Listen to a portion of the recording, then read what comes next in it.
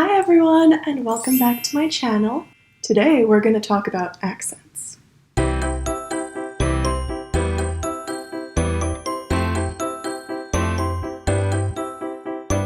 So last week I was actually doing research for a completely different video, but the very first research paper that I read ended up blowing my mind on every single page.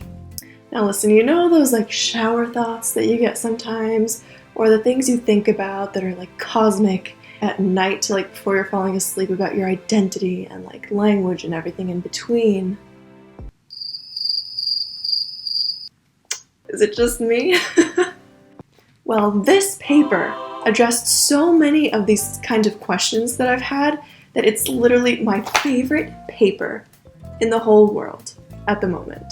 And I couldn't help but just make a whole video addressed to the main question that it answers, which is, if you're learning a foreign language as an adult, is it possible for you to acquire a native-like accent in that language?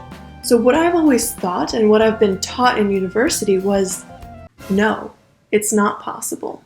I was taught that there's basically a critical period between 0 and 7 years old, or 0 to puberty max, where you can get native pronunciation and grammar, but anytime after that point it's essentially impossible, and don't even be surprised if it doesn't happen for you, because it shouldn't.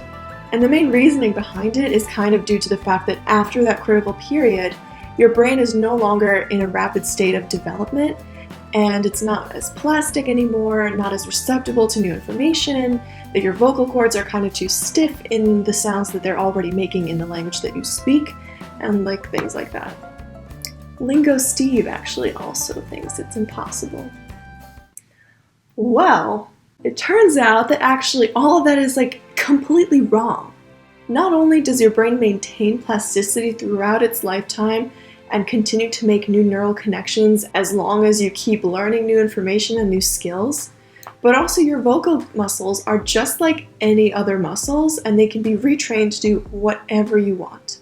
So if it is physically possible to learn a language as an adult and have a native-like accent in it, why is it still the case then that so many people who learn a new language later in life still have either a heavy or a light but noticeable accent?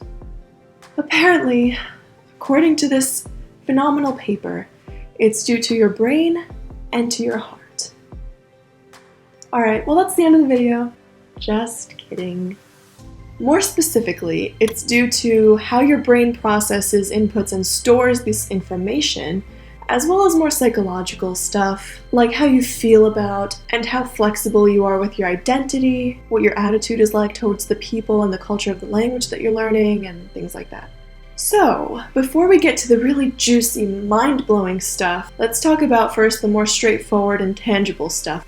So think back long ago when you learned your very first language.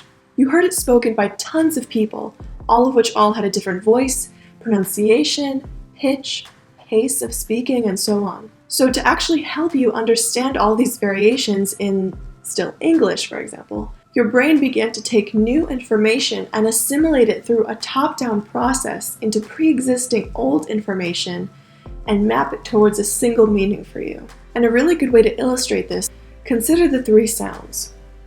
A, I think most people would agree that those are all very distinct and different sounds. But now consider them in this context. A dog, a dog, a dog. They all end up meaning the same thing in that context, right? So 3 distinct sounds mapping to one meaning. So because certain sounds may not have any meaningful semantic differences in your language, you tend to not really notice them. You just automatically and unconsciously understand them as the next closest thing that they represent in your language. But imagine if, for example, a dog and a dog both meant kind of different things, like if a dog referred to a male dog and a dog referred to a female dog. Then you'd have to hear the differences, right? So suppose you can hear and distinguish different sounds from one another, and now you want to actually produce them yourself. Now this is the brain trap that a lot of other people get stuck in, and it's responsible for a lot of weird linguistic phenomena, like, for example, the notorious Japanese difficulty with R's and L's. Rice.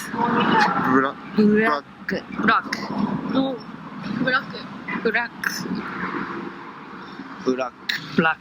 Basically what happens here is that your brain's motor cortex also has neural pathways for your vocal muscles to have a muscle memory for different sound combinations and patterns. If you tend to say things in a specific way or use specific sounds next to each other, your brain will predict that you're going to do that, and it will kind of like force it upon you. But a really good example of this is with Koreans who are learning Japanese. Koreans learning Japanese tend to mispronounce gakse as kakse, and that's because the phonetic rules of Korean prohibit the sound ga to be the first sound of a word. So then we could tell why it's clearly very unnatural for Koreans to start a word with that, and they default to a different sound that's like very, very similarly produced in the mouth. So it's cool. But now, okay, so this is where we're going to take this Korean example a little further, and this is a little bit where we start to get really into the deep stuff. The author of the paper noted that there are Koreans I know who have been in Japan for more than 20 or 30 years who still fail to pronounce the sound ga like Japanese do when it is the first syllable of a word. Conversely, there are Koreans that have only been in Japan for a few years and imitate the Japanese pronunciation without difficulty. When observing the behavior of both groups in interaction with the Japanese, I can sense a different affective relationship between the individuals from these two groups and the Japanese. The ones who imitate Japanese pronunciation seem to express a greater affinity towards Japanese people in their behavior. This is evident in their willingness to imitate Japanese patterns of nonverbal communication, like body language, when interacting with Japanese.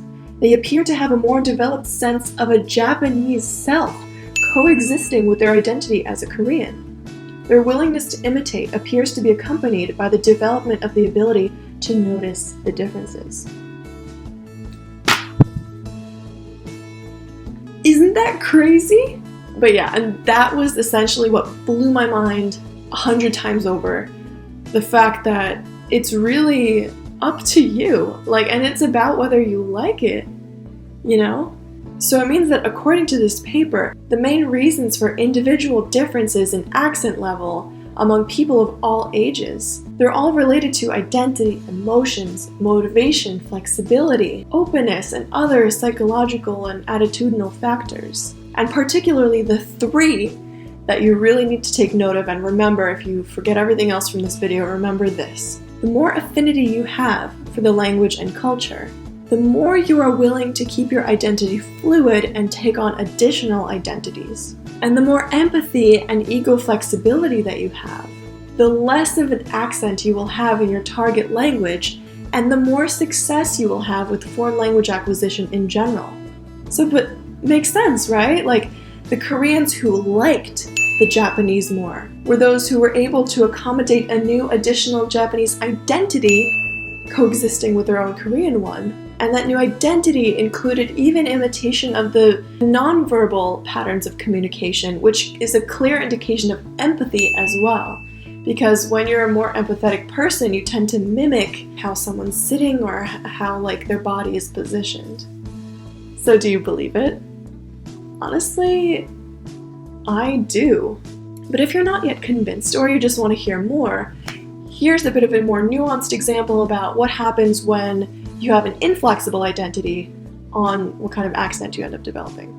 There was a study in Israel that had 20 native speakers of Hebrew, 20 Russian immigrants who learned Hebrew after the age of 13, and 20 Arabs who learned Hebrew at around 7 or 8 years old. Each person took a questionnaire to determine their empathetic abilities, and they were recorded reading out loud a passage in Hebrew. Then there were 20 other Hebrew natives who then listened to these recordings of the passages and scored each one on how heavy they thought the accent was. And this study showed actually two very, very interesting results, kind of unexpected as well. So the first one was that the accent level of the Russians and the Arabs was surprisingly very similar, despite the fact that the Russians learned Hebrew so much later than the Arabs did. And the second thing was that the more empathy someone had, the less heavy their accent was, but only for the Russians. There was no link or relationship between empathy and accent heaviness at all for the Arabs. And as a potential reason why, the author brought up the point that, as an ethnic minority in Israel, the Arabs' socio-political position causes them to consider their own accent as something that differentiates them from the majority. So this really goes to show that the ability to imitate native accents is really kind of more about willingness than ability. And basically that some people don't want to mimic what a native accent would sound like. Now, and the last interesting and potentially more relatable example is of Japanese students learning English. So apparently, Japanese students who have studied or lived abroad and acquired a native-like English accent, when they get back to their English classes in Japan, they actively try as hard as they can to hide it and conceal the fact that they have gotten this native accent because they're afraid of being bullied as a traitor to Japanese identity.